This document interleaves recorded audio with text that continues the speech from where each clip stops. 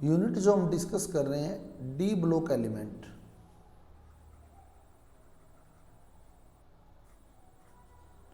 Lesson 8 जिसमें आपका जो कल हमने इलेक्ट्रॉनिक कॉन्फ़िगरेशन किया था, scandium, titanium, vanadium, chromium, manganese, iron, cobalt, निकल, कॉपर एंड जिंक। स्कैंडियम का इलेक्ट्रॉनिक कॉन्फ़िगरेशन क्या था? स्कैंडियम का इलेक्ट्रॉनिक कॉन्फ़िगरेशन 3d1,4s2 है ना, 3d1,4s2। तो इसके 3d में एक इलेक्ट्रॉन है,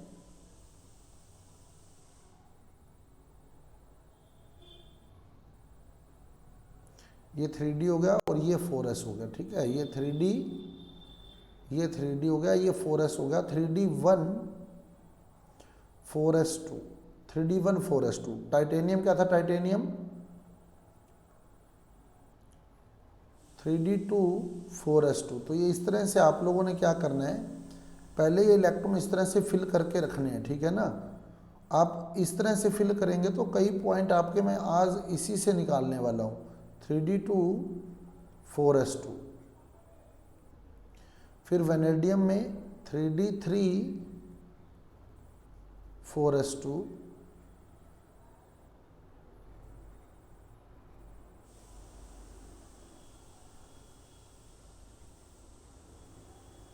थ्री डी थ्री 4s2। फिर क्रोमियम में क्या था? 3d क्या था? 3d5,4s1,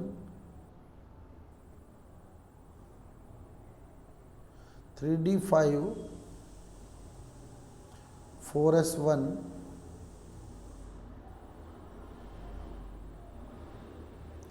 मैग्नीज था 25 नंबर पे, तो ये था 3d5,4s2।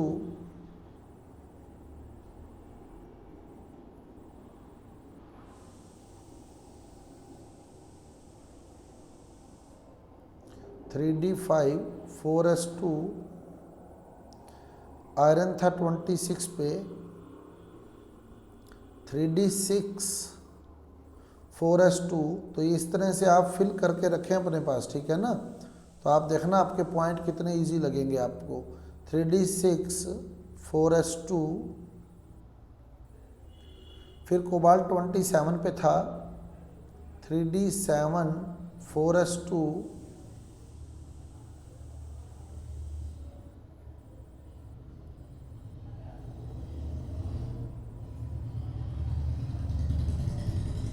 Three D seven 4s2। Nickel का क्या बना था? निकिल का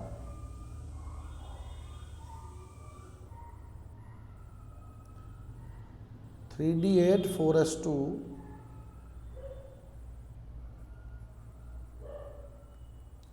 3d8,4s2।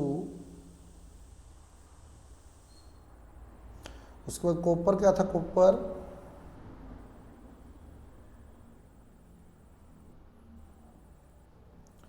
3d10,4s1 है ना, 3d10,4s1। और जिंक क्या था? 3d10,4s2। 3d10,4s2। तो 3d10,4s2। अब हमारा जो पहला पॉइंट है वो है ऑक्सीडेशन स्टेट।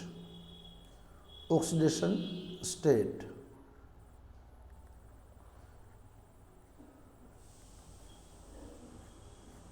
तो डी ब्लॉक एलिमेंट जो हैं ये वेरिएबल ऑक्सीडेशन स्टेट शो करते हैं।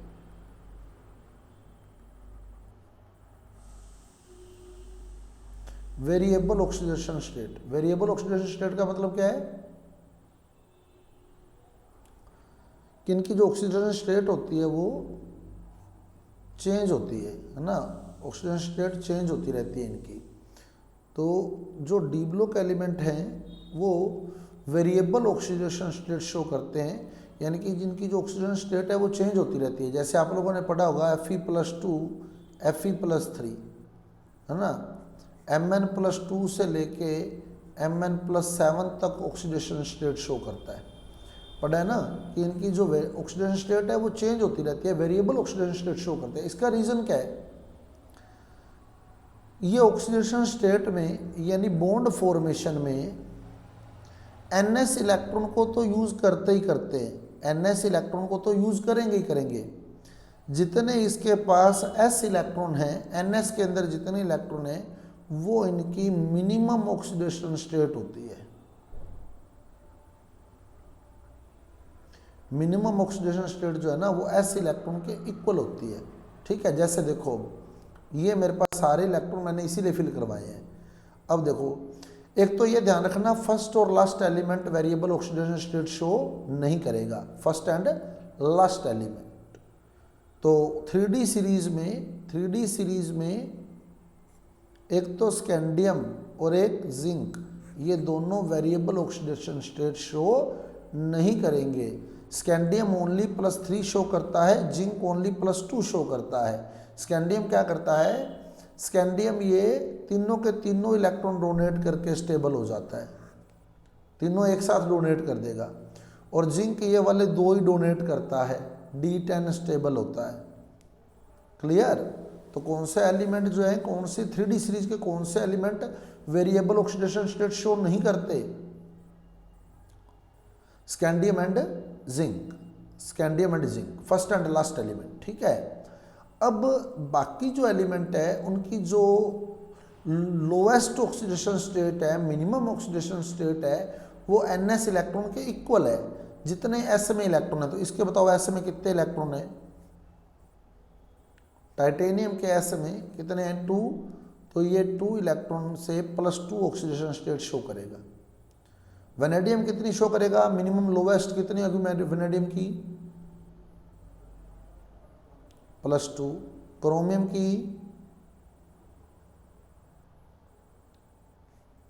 की +1।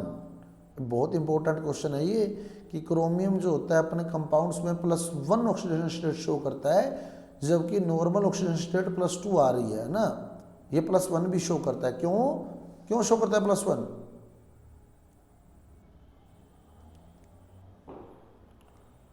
S शेल में एक ही इलेक्ट्रॉन है इसके ना, S सब शेल में, NS में एक ही इलेक्ट्रॉन है। ठीक है, Mn बताओ लोवेस्ट कितनी होगी? Mn की लोवेस्ट +2, फिर +2, फिर +2, फिर +2 और फिर कॉपर की +1। तो आप पढ़ते भी हो Cu+1 है ना, ये तो नॉर्मली आ जाता है हमारे पास Cu+1। तो Cu की नॉर्मल लोवेस्ट जो है +1 है।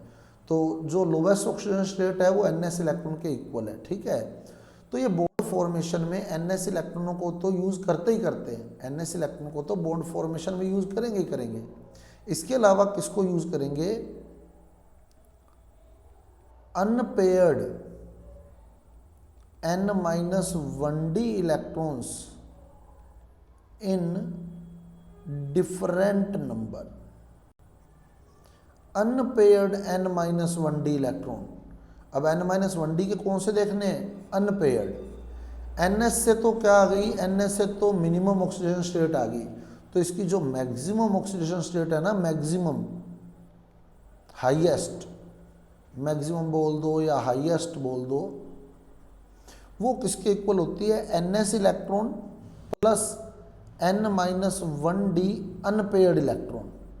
क्योंकि N-1d वाले ये अनपेयर्ड यूज़ करते हैं, बस N-1d अनपेयर्ड इलेक्ट्रॉन। ठीक है, अब पहले हाईएस्ट या मैक्सिमम देख लेते हैं, फिर आपको ये देखना डिफरेंट नंबर में यूज़ करेगा या N-1d को, इसीलिए वेरिएबल शो करेगा।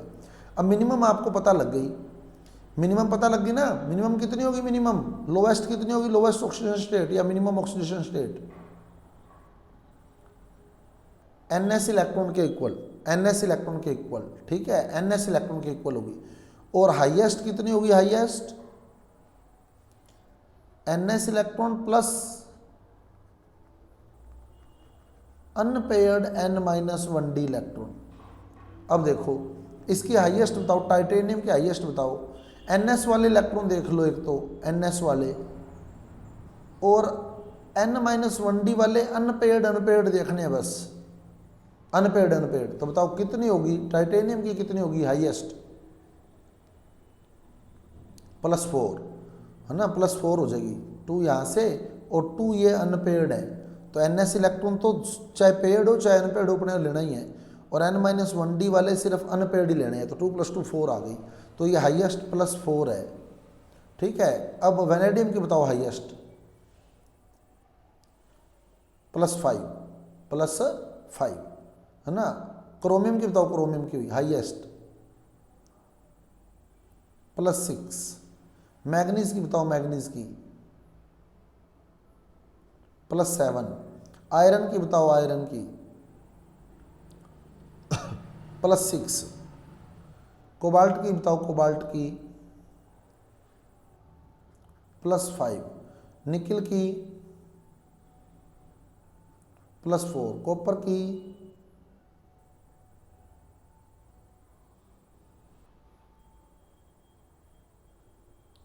और नहीं पड़ी कुछ, कॉपर पे चार्ज नहीं पड़ा कुछ, क्या चार्ज होता है कॉपर पे? +2 भी होता है ना। अब ये भी इंपॉर्टेंट क्वेश्चन भी, Cu+2 क्यों बन जाता है? Cu+2 क्यों बन जाता है जबकि ये Cu+1 स्टेबल होना चाहिए? सही है। अब आपको हाईएस्ट पता लग गई है। अब देखो क्या क्वेश्चन निकल सकता है। क्वेश्चन निकल सकता है कि टाइटेनियम से, स्कैंडियम से ही मान लें आप, स्कैंडियम +3 शो करता है ना, स्कैंडियम से मैग्नीज तक ऑक्सीडेशन स्टेट इंक्रीज हो रही है। देखो स्कैंडियम +3 था, है ना, स्कैंडियम तो ओनली +3 ही शो करता है, +3 फिर +4 फिर +5 +6 +7, उसके बाद ये ऑक्सीडेशन स्टेट वापस डिक्रीज हो रही है। देखो +6 +5 +4 +2। क्या रीज़न है इसका कि स्टार्टिंग में स्कैंडियम से मैग्नीज तक ऑक्सीडेशन स्टेट इंक्रीज होती है और उसके बाद डिक्रीज होती है? क्या रीज़न है इसका?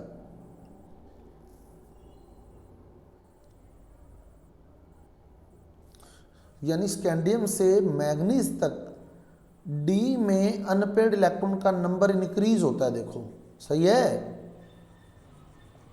स्कैंडियम से मैग्नीज तक क्या हुआ, D में अनपेयर्ड इलेक्ट्रॉन का नंबर इंक्रीज हुआ, उसके बाद इलेक्ट्रॉन की पेयरिंग स्टार्ट होगी। देखो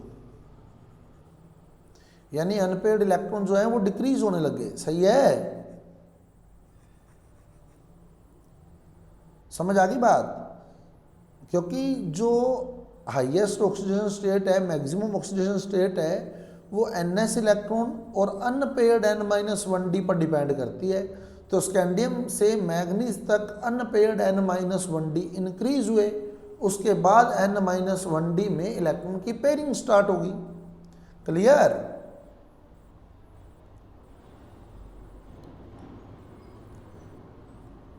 समझ आ गया? बहुत ईजी है। देखो आपके सामने पड़ा है सारा कुछ, है ना, सब कुछ सामने पड़ा है आपके।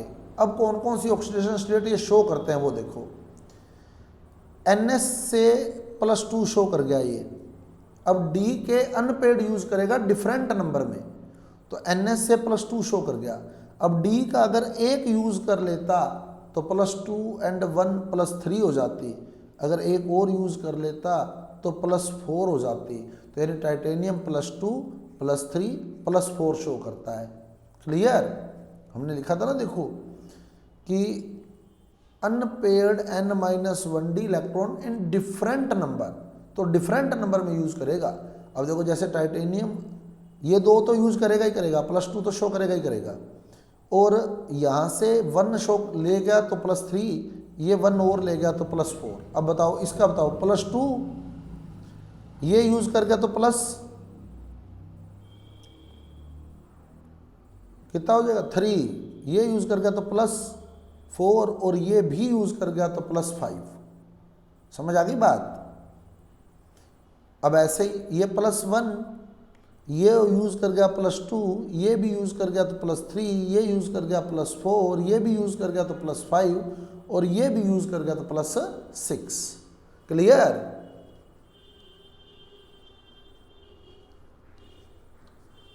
लग गया पता? अब आपकी बुक में क्या लिखा हुआ है? आपकी बुक में जो मैक्सिमम ऑक्सीडेशन स्टेट है या जो हाईएस्ट ऑक्सीडेशन स्टेट है ना, इसका एक फार्मूला बताया हुआ है N+2, N+2, और उसने कहा है where N is number of unpaired electron in N-1d orbital. N क्या है? N जो है वो अनपेयर्ड इलेक्ट्रॉन का नंबर है N-1d ऑर्बिटल में। ये आपकी बुक में बताया हुआ है कि जो मैक्सिमम ऑक्सीडेशन स्टेट है या जो हाईएस्ट ऑक्सीडेशन स्टेट है वो N+2 होती है, N+2 होती है। ठीक है।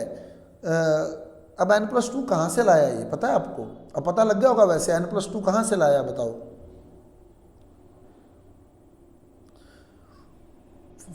2 जो है ना, 2 4s वाले लाया है ये, 2 4s वाले लाया है ये। 4s में ज़्यादातर के 4s में 2 इलेक्ट्रॉन है ना, तो वो 2 इलेक्ट्रॉन तो यूज करेंगे ही करेंगे, +2 +2 +2 +2। तो किस पे ये फार्मूला फॉलो नहीं होगा N+2 वाला बताओ? N+2 वाला फार्मूला किस पे फॉलो नहीं हुआ? क्रोमियम और कॉपर पे फॉलो नहीं होगा N+2, क्योंकि क्रोमियम और कॉपर के 4s में कितने इलेक्ट्रॉन हैं? क्रोमियम और कॉपर के 4s में 1 इलेक्ट्रॉन है, तो उन पे N+1 फॉर्मूला फॉलो होता है। सिंपल सी बात है ना। NS इलेक्ट्रॉन तो उसने डोनेट करने ही करने हैं, तो NS में जिनके 2 हैं तो उनमें 2 ऐड हो जाएगा, जिनके 1 है उनमें 1 ऐड हो जाएगा। क्लियर? तो कौन मैक्सिमम ऑक्सीडेशन स्टेट शो कर रहा है यहाँ? मैक्सिमम ऑक्सीडेशन स्टेट कौन शो कर रहा है? मैग्नीज। 3D सीरीज में manganese maximum oxidation state show करता है। और कुछ कंपाउंड ऐसे भी हैं जिनमें ट्रांजिशन मेटल की ऑक्सीडेशन स्टेट 0 होती है, लाइक मेटल कार्बोनिल। ये तो अपने पढ़ा ही है, कोऑर्डिनेशन में पढ़ के आए हैं, मेटल कार्बोनिल कंपाउंड्स, है ना, लाइक NiCO4। तो यहाँ Ni की ऑक्सीडेशन स्टेट 0 है। CrCO6, यहाँ Cr की ऑक्सीडेशन स्टेट 0 है। तो मेटल कार्बोनिल कंपाउंड में जो ट्रांजिशन मेटल होते हैं उनकी ऑक्सीडेशन स्टेट कितनी होती है? 0। क्लियर?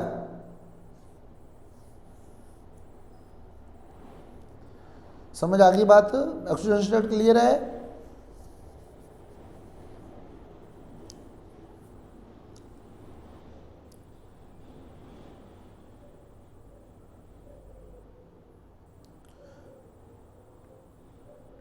बेटे जिंक तो सीधा 2 इलेक्ट्रॉन डोनेट करके 3d10 स्टेबल हो गया, ठीक है। और स्कैंडियम तीनों इलेक्ट्रॉन डोनेट करके आर्गन जैसा स्टेबल हो जाएगा। ये एक साथ ही तीनों डोनेट कर देता है, आर्गन जैसा स्टेबल हो जाता है ये। तो इसलिए फर्स्ट और लास्ट एलिमेंट किसी भी सीरीज का वेरिएबल ऑक्सीडेशन स्टेट शो नहीं करेगा। वो आर्गन जैसा स्टेबल हो जाता है, ये 3d10 स्टेबल हो जाता है।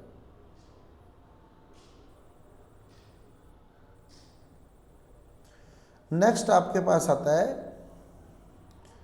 Metallic nature.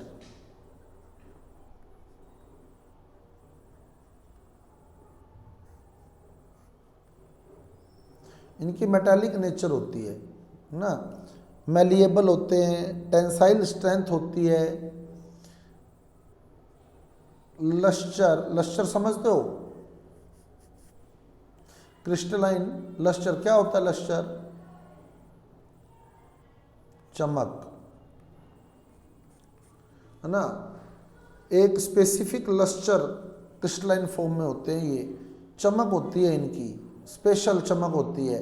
जैसे आप देखो कॉपर है, कॉपर, Fe है, गोल्ड है ना, ये सारे ट्रांजिशन एलिमेंट है। आपको सोने की जगह कोई लोहा दे के भेज दे, ये ले सोना है, पहन ले, पहन लोगे क्या?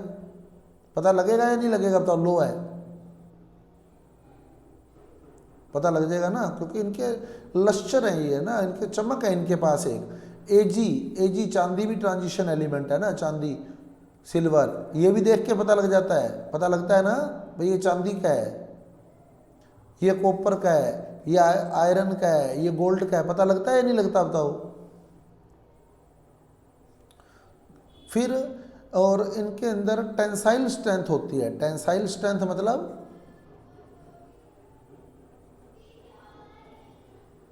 क्या मतलब है टेंसाइल स्ट्रेंथ का?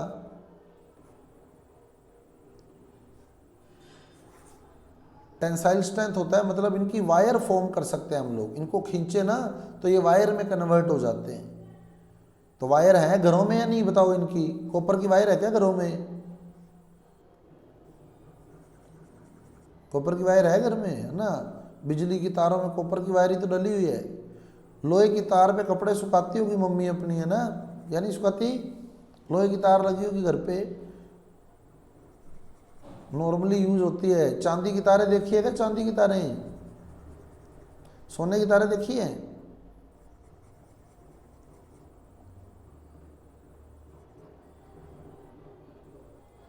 बता कहाँ देखी है सोने की तारें? सोने की तारें देखी है? सोने की तारें वाई कहाँ देखी है बता? तार पड़ी है सोने की तार, वायर पड़ी है कि सोने की? हाँ तार, बालियाँ होती है ना कानों की बालियाँ, वो वायर ही तो होती हैं। उनके डिजाइन बनाए होते हैं फोल्ड कर करके, कई ऐसे बनाए होते हैं ना डिजाइन से, तो वो वायर से ही बनते हैं, है ना। गोल्ड की वायर होगी, इनकी वायर बनती है। टेंसाइल स्ट्रेंथ यही होती है। एक ये मेलिएबल होते हैं। क्या होते हैं मेलिएबल बताओ?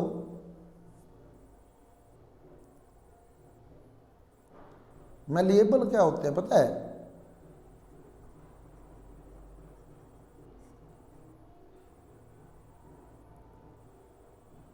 हाँ, जिनको शीट में कन्वर्ट कर सकते हैं हम लोग, है ना, शीट में कन्वर्ट कर सकते हैं वो। तो हमारे जो कुल्लर हैं, है ना, कुल्लर, कुल्लर में क्या है? आयरन की शीट ही तो लगी हुई है या नहीं लगी हुई बताओ?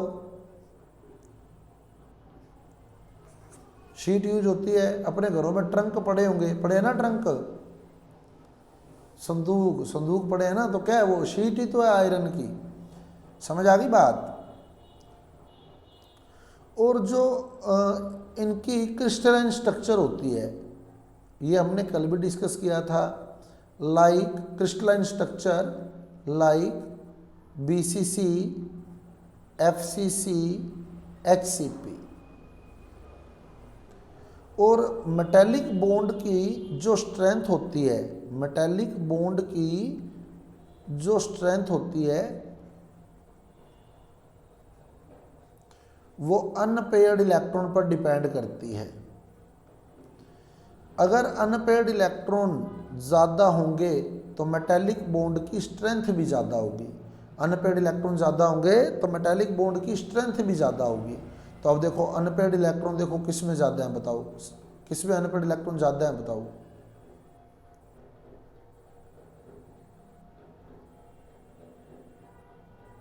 क्रोमियम में। कॉपर में तो एक ही अनपेयर्ड है ना, क्रोमियम में। क्रोमियम में 6 के 6 अनपेयर्ड है। देखो सारे अनपेयर्ड है, सही है। और सबसे कम स्ट्रेंथ किस में? मेटेलिक बॉन्ड की सबसे कम स्ट्रेंथ जिंक में। जिंक में सारे पेयर्ड है देखो। तो सबसे स्ट्रॉन्ग मेटेलिक बॉन्ड क्रोमियम में है, उसके बाद सबसे वीक मेटेलिक बॉन्ड जो है वो जिंक में है। तो क्वेश्चन बनता है स्कैंडियम से क्रोमियम तक अगर हम आए, स्कैंडियम से क्रोमियम तक, तो मेटेलिक बॉन्ड की स्ट्रेंथ बढ़ेगी, और क्रोमियम से जिंक तक जाएं तो घटेगी, है ना। स्कैंडियम से क्रोमियम तक मेटेलिक बॉन्ड की स्ट्रेंथ इंक्रीज होती है और क्रोमियम से जिंक तक डिक्रीज होती है। क्या रीज़न है बताओ? अब मेटेलिक बॉन्ड की स्ट्रेंथ जो है वो नंबर ऑफ अनपेयर्ड इलेक्ट्रॉन पर डिपेंड करती है। तो स्कैंडियम से क्रोमियम तक जाते हैं तो अनपेयर्ड इलेक्ट्रॉन क्या होते हैं? Unpaired electron. स्कैंडियम से क्रोमियम तक अनपेयर्ड इलेक्ट्रॉन इंक्रीज हो रहे हैं ना, और उसके बाद इलेक्ट्रॉन की पेयरिंग स्टार्ट होगी, यानी अनपेयर्ड इलेक्ट्रॉन डिक्रीज होने लगे। आपके सामने पड़ा है, समझ आ रही है बात? तो स्कैंडियम से क्रोमियम तक अगर हम जाते हैं तो मेटालिक बॉन्ड की स्ट्रेंथ इंक्रीज होती है और क्रोमियम से जिंक पर डिक्रीज होती है। मेटालिक बॉन्ड की जो स्ट्रेंथ है वो इंक्रीज होगी और यहाँ डिक्रीज होगी, यानी सबसे ज़्यादा स्ट्रेंथ जो है मेटालिक बॉन्ड की वो क्रोमियम में है और सबसे कम जो है वो जिंक में है। ठीक है, तो इसीलिए क्रोमियम का मेल्टिंग पॉइंट, क्योंकि मेटालिक बॉन्ड स्ट्रॉन्ग हो गया, मेटालिक बॉन्ड स्ट्रॉन्ग हो गया तो मेल्टिंग पॉइंट भी हाई हो जाएगा, सेम मेल्टिंग पॉइंट आएगा। स्कैंडियम से क्रोमियम तक मेल्टिंग पॉइंट इंक्रीज होता है और क्रोमियम से जिंक तक मेल्टिंग पॉइंट डिक्रीज होता है, यानी सबसे कम मेल्टिंग पॉइंट जिंक का है। ये क्वेश्चन आता है, zinc has lowest melting point in its transition series, why? Because strength of metallic bond is depend on number of unpaired electron and there is no unpaired electron in zinc. Zinc में कोई भी electron unpaired नहीं है, so zinc has lowest metallic melting point. Zinc has lowest melting point. समझ आ गई बात? तो zinc में कोई भी इलेक्ट्रॉन जो है वो अनपेयर्ड नहीं है, इसलिए इसका मेल्टिंग पॉइंट भी कम है। तो मेल्टिंग पॉइंट जो है अनपेयर्ड इलेक्ट्रॉन पर डिपेंड करेगा, तो अगला पॉइंट हमारा निकलता है मेल्टिंग पॉइंट। तो मेल्टिंग पॉइंट जो है वो नंबर ऑफ अनपेयर्ड इलेक्ट्रॉन पर डिपेंड करता है।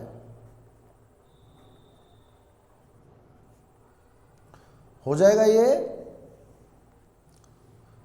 उसके बाद अपने एक पढ़ा इंटरस्टिशियल कंपाउंड, ये हम कल डिस्कस कर चुके थे, है ना, इसको मैं रिपीट कर देता हूँ।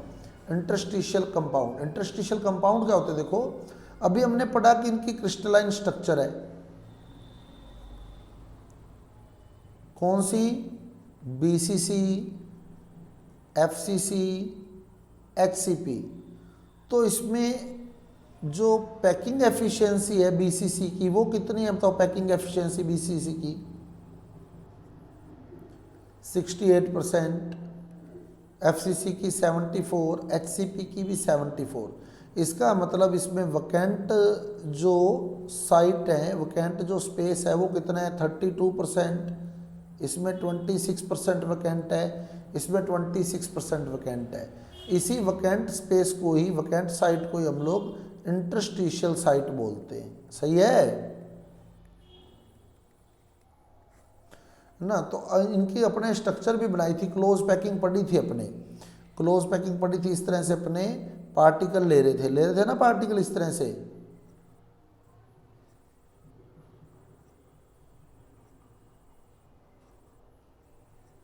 ये पार्टिकल बना रहे थे अपने। तो अब बताओ इसके बीच बीच में जगह खाली बची या नहीं बची, ये बताओ?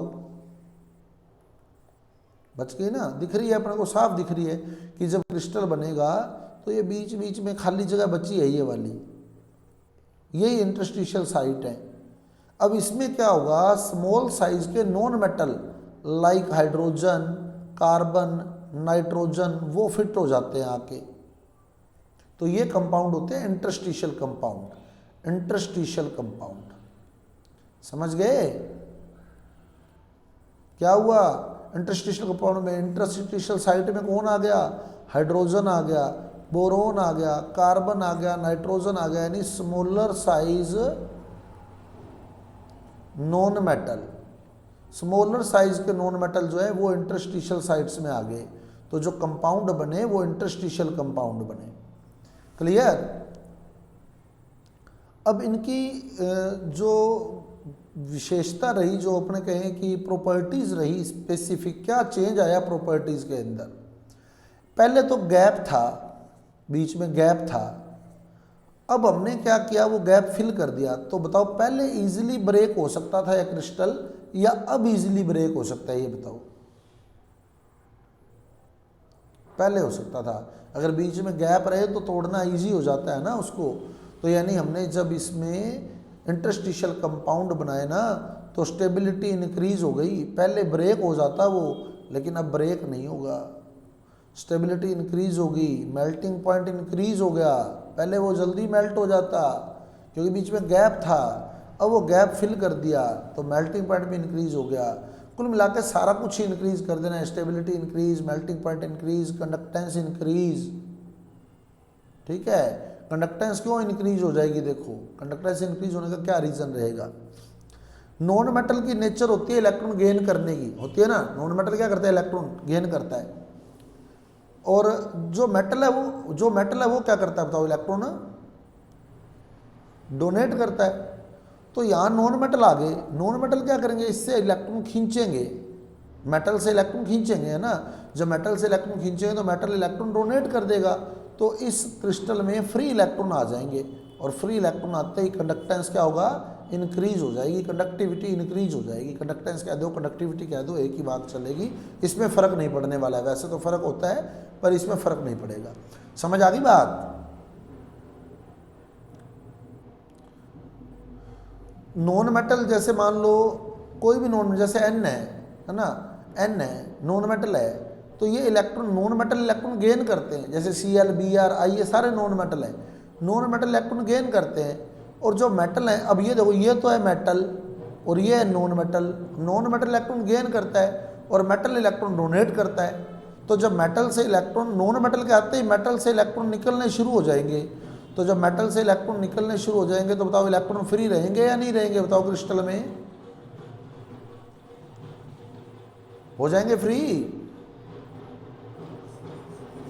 और फ्री इलेक्ट्रॉन आते ही कंडक्टेंस बढ़ जाएगी। क्लियर।